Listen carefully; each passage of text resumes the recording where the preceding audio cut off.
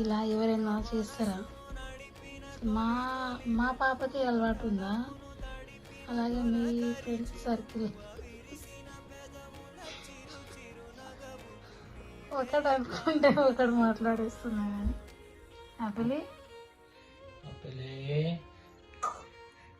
ఏం చేస్తున్నావు బిడా? చేయి తీసే, రెండు చేతులు పట్టుకొని తీసే, దెబ్బలు పడతాయి. ఎంత కొట్టినా వేస్ట్. అప్పులే ఓయ్ నాన్న, ఓయ్ చూడు బిడ్డ, బాయ్ చెప్పు.